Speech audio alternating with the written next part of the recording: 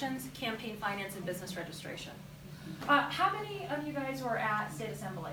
Thank you. So there's County Assembly. County Assembly. So I actually live in Boulder County. I live just in Louisville, and I grew up in Estes Park. And I've never run for office before. But this race is really important for 2018 and 2020. I'm running for some simple reasons: protect our voting rights, bolster cybersecurity in our elections, and to fight to get dark money out of our politics in Colorado. And it's funny that I don't know if it was planned that we went back to back, or if it was a great coincidence. But did you all see the article this morning, LA Times? So the article was, sorry Facebook universe if I get this slightly wrong. Is this Facebook Live? No, it's just, it'll go on YouTube Okay. later. The article was something around the way of, if you want a blue wave, all you have to do is get people to vote. Because there's such low turnout nationwide that if progressives and Democrats vote, you fix a lot of the problems. I'm going to get a little bit into that, but a little bit about me. I grew up very working class in Estes Park. I was the first person in my family to go to a four-year college and then to law school. And I went to college and law school because I started working pretty young, right after the summer of 7th grade. My mom, she worked 2 jobs, and we would still sometimes have to go to food banks. So I was happy to start helping out. It wasn't like she said, Jenna, go get a job. But you see how hard people are working and you just want to pitch in. And I saw that our situation was not unique. A lot of Colorado families struggled. And that's what really inspired me. It's why I went to college, it's why I went to law school, it's why I'm a Democrat, and it's why I'm running.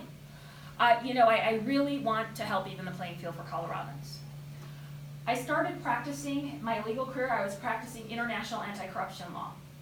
And then I got the great opportunity to join President Obama's campaign as a voter protection attorney right here in Colorado in 2012 when we had a Secretary of State by the name of Scott Gessler. Do y'all remember him? He was actively trying to disenfranchise Coloradans. He was requesting people prove their citizenship. He was putting folks on an inactive status if you didn't vote the time before, which would mean at that point that you wouldn't receive your mail-in ballot. So talk about lack of turnout. You're expecting your mail-in ballot. You think it's going to come, and then it just never does. So it was an example of what a Secretary of State should not be doing. And I remember in 2012, one of the things that I did was I ran the voter protection hotline. And a man called from northern Colorado, U.S. citizen, had his driver's license. He was at the right polling location, predominantly spoke Spanish, and was turned away from the polls 3 times. And we were able to get him to vote. We worked with the local election judges. He did vote. But in 2012, a U.S. citizen was turned away from the polls multiple times in Colorado. It was a shock.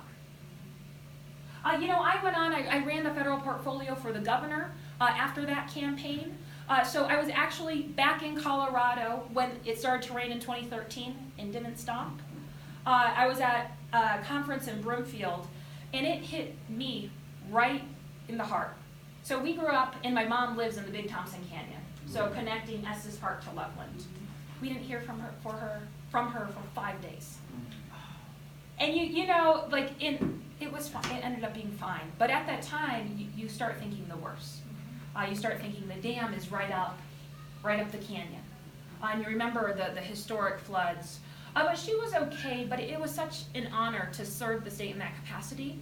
I went back to DC, worked with all of our congressional offices, the Obama administration, and helped bring back more than $1 billion of flood relief. So I love serving the state, worked on really good projects. And then I moved home and started my own practice. And I actually had conservation clients, which is, when you go knock those doors, remember that.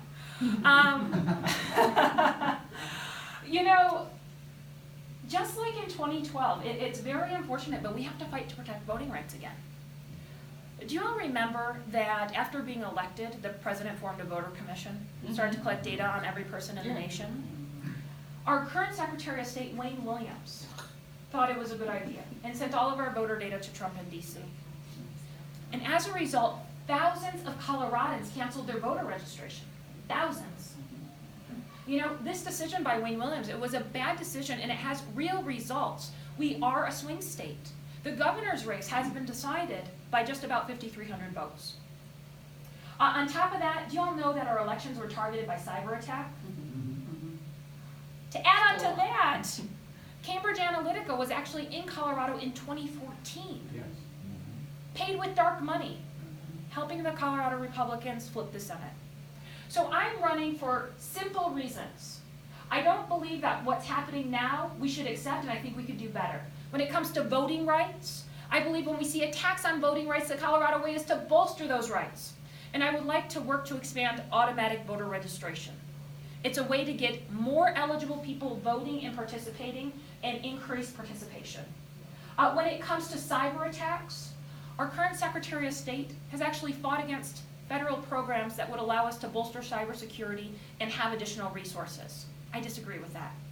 If the federal government wants to provide us with resources to bolster cybersecurity, I'm going to say yes, and then I'm going to say, hey, can you double it?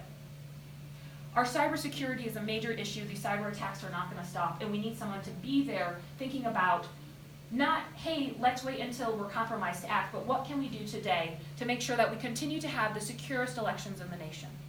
And when it comes to the campaign finance issue, I really believe we need campaign finance reform now. That's why I support requiring presidential candidates to release their tax returns to get onto our ballot, so we can see that level of transparency, and also closing the loopholes so that all political spending in state races is transparent, ending dark money in state races in Colorado. So that's why I'm running. I'm off to a good start. I was the only statewide candidate, Republican or Democrat, who was in a contested race that came out of state assembly with the nomination. So I'm uncontested on the primary ballot. Still vote for us, make us feel good, but things are going pretty good. This is a hard race. I truly believe partnership with Indivisible is how we're going to win nationwide. You look at, do you all remember the reports out of Virginia, what they did in Virginia to win all those statewide offices? So they won every statewide office, and Virginia is a swing state like us. They contacted people 3 times as many times as Secretary Clinton did. Indivisible was there. This is how we win. Rooms like this is how we win in 2018. So that's why I'm running. I'd love to take any questions. Yes? Okay. Well, it's real interesting about, I've been thinking a lot about people that have felony records, or Yeah. how are we able to let them vote again? Yeah. And what do you want to do? How can you help them vote Yeah. again? So in Colorado, once you're on probation, you can vote. You can vote. So I think making sure that people know that. Yeah. A lot of people don't know that. And saying, hey, you served your time. You're a U.S. citizen. Get back into society. Get back and participate. Do your civic duty. Just making sure that that's communicated out. I think that's really important. Big problem nationwide. Yes? So does the federal government periodically offer the states money for cybersecurity? So what the program I'm talking about, there's a Department of Homeland Security program where the Department of Homeland Security, the federal government, deems certain infrastructure nationwide as critical infrastructure. So we're talking about our electrical grid, banking, bridges. And what this program does is it allows states to opt in to expertise in that area from the Department of Homeland Security and gives a priority funding stream to bolster to whatever you need to do. So at the end of the Obama administration, the last month, the president said, 21 states were just targeted by cyber attack. Our elections are critical infrastructure. We want to categorize them as that sort of infrastructure and make sure that states have priority expertise and funding from the Department of Homeland Security. I don't want to say every, a lot, I'm not sure if it was every single one, but most Republican secretaries of state came out and fought that. And what really gets me is that it's an opt-in program. It's not a federal commandeering of elections. It's like, hey, you guys get priority if you need something with your elections. I do think the cyber piece is a major issue. Rex Tillerson, before he was tweet fired, said other countries are already looking at 2018 and 2020. So we need to get ahead of it. And you know, the Secretary of State seat, it should be a seat of a nonpartisan seat when you're doing it right. It's about protecting our democracy, upholding our Constitution, and making sure that every person's voice is heard. Whether you're a Republican, whether you're a Democrat, Green Party, unaffiliated, it's all of our constitutional rights if you're eligible to vote. Yes? I'm That's just great curious to see you. because I do not, because I don't know how all this works or Sure. what relationships matter, what Yep. relationships help you do what you need to do better. What is the connection between the Secretary of State, the Attorney General, or the Governor? What kinds of relationships that might be in place would be so awesome that like, Yeah. I don't know, just explain Sure, the connection. interactions. I Yep. don't understand how that works. So we have 4 statewide constitutional offices in Colorado: Governor, Attorney General, Treasurer, Secretary of State. They're all independent of each other. It's always better to have good working relationships with everybody, and everybody has a different piece of the puzzle. The governor can veto legislation, push legislation, and is a really good political leader to get things done. So when we're talking about campaign finance reform, having a governor who is willing to cut out the dark money in Colorado is crucial, because we need to get that legislation, and that includes the legislature. We need to get legislation passed on that. The Attorney General is the people's attorney, so that Attorney General can file suit. So for example, when Trump's voter commission started to collect voter data on everybody in the nation, almost every Secretary of State in the nation came out and said this is a bad idea. And there's a lot more Republicans than Democrats, by the way. Most Secretaries of State said, I'm not going to comply. And there was a good basis to say that, and I would have said the same thing. This commission's request came in the face of multiple lawsuits challenging federal overreach. The federal government isn't like any third party in Colorado that can request data from the Secretary of State. The federal government, because we're in a federalism, is regulated by a whole host of federal laws. So they have to show certain things when they request state data, and they failed to do that in this case, or arguably did, and the judiciary had to figure that out. This commission, it was also ran by Chris Kobach, Secretary of State of Kansas, running for governor, has this horrible, ugly history of disenfranchising hundreds of thousands of people. There was a lot of red flags. As Secretary of State, I would have said, hey, we have to wait and see what the judiciary says, because in my eyes right now, this is an unlawful request because the federal government has failed to follow federal law in making it. The Attorney General could then file an injunctive measure against the commission. And some Attorney Generals really came out and did fight that. So it's all different tools in a toolbox. A governor could make a statement saying, hey, you are disrespecting our state sovereignty and not following federal law and requesting data. So all the pieces are really helpful. I do think that, I really do believe we're at a turning point in our democracy, and the most seats that we can win, the stronger our voice is going to be heard as a state. Diana has an initiative that she asked us to do, is to figure out how to get more people to vote down ballot. Do you have any suggestions? Well, when you guys figure it out, I think it's all about group effort. I think we can really win these races. They're very close. So Jena Griswold running for Congress right now in CD2, he ran for Secretary of State in 2014. Right. He lost by 42,000 votes, and it was a red wave. 2% drop off, 2 or 3% drop off from the top of the ticket. So we are looking at major demographic. So I will answer your question, I promise. But we are looking. I think we can win a lot of these races. They've been extremely close, and we haven't been very successful at winning them as Democrats. We've had major demographic shifts in Colorado, and this is the first time since the early 90s that we have more registered Democrats. We are seeing people activated. It's not just in Boulder. It's around the state. It's in Brush, Colorado, in the Eastern Plains. It's all over the state. So we are seeing a lot of energy. I truly believe how we win these races, it's not anything new. It's talking with people, and you do that in 2 ways. Through GOTV and outreach and forums, the door knocking, the phone calls, and through other ways we deliver messages on campaigns. So that's raising funds to do media, traditional and social. So I personally don't think it's any secret recipe. We have to explain to people the importance of the races, because these races are very important, and make sure that, the message gets across, but I think it's just tradition. Do you have any good? Well, we wrote up a paragraph, but we didn't have any bullets.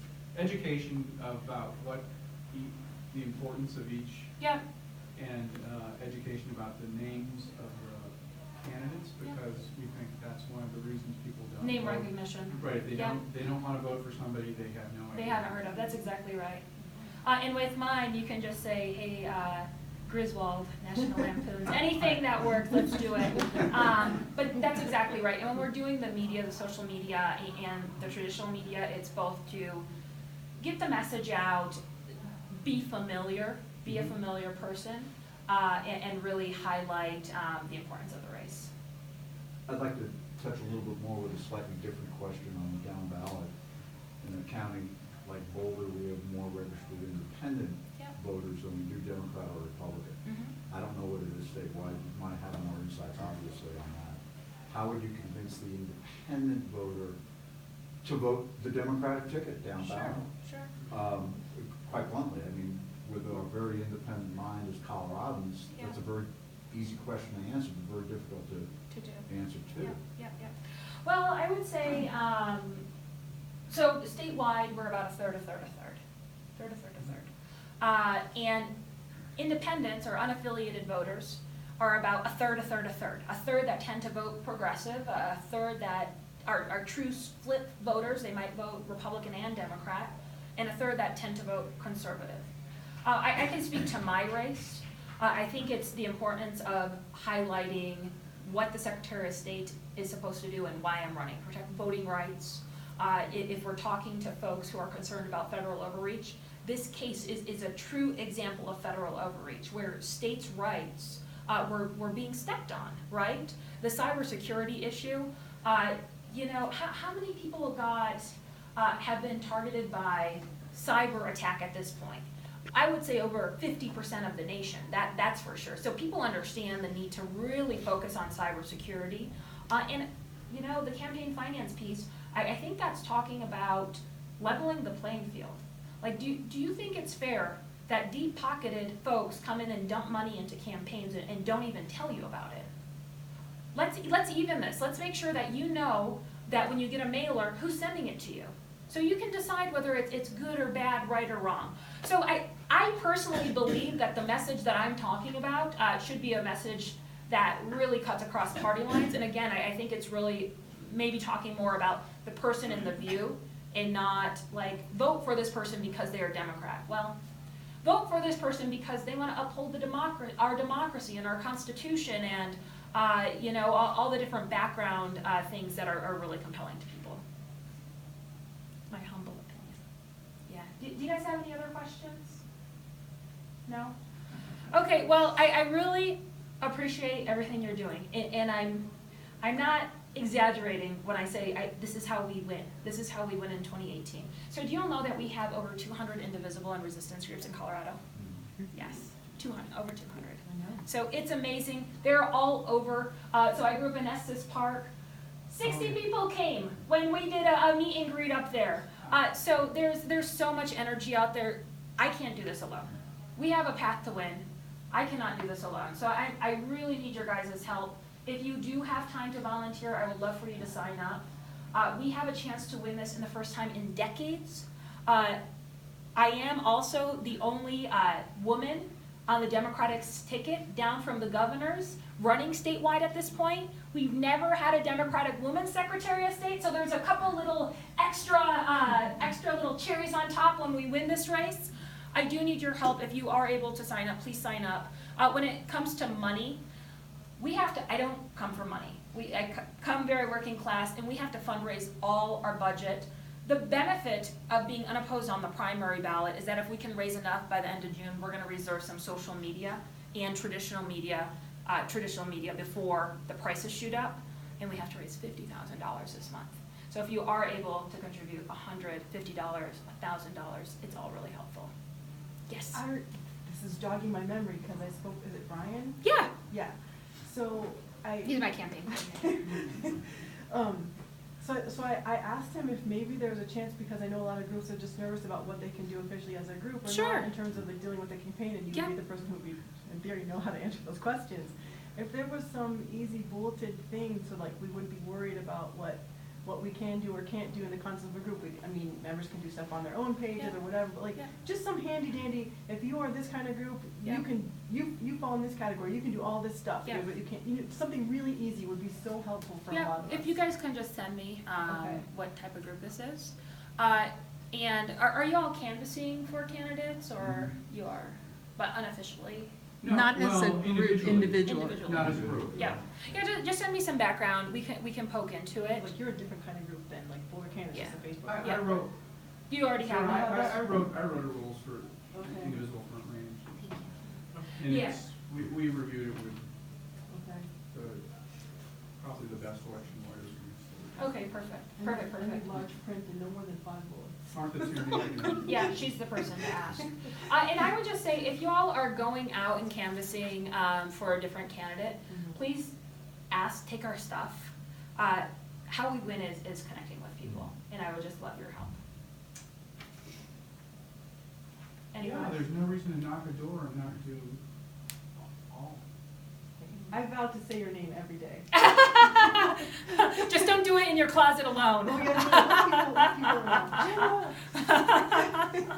Well, I actually had trouble, so I thought this room was upstairs, and I walked in a meeting. Well, and- normally we meet next door. I know, I've been to, Scheduled it wrong. so I just went, I did a tour of the library, and I It was was beautiful, poking though. into rooms. Oh my gosh, it's gorgeous. But luckily I poked in, and people were like, oh, hi, Jenna. I was like, hi. You guys excited for Secretary of State? Sorry to interrupt your meeting. So that's how we win. Well, I appreciate y'all and everything you're doing. Oh, thanks for coming. Yeah, my pleasure. Someone told me they went to a Jena phone bank in Boulder. Yeah, we had, Last Wednesday or 2 Wednesdays ago? well, probably before State Assembly, because we are, no phone banking right Oh, now. I was at a Jena phone You- bank.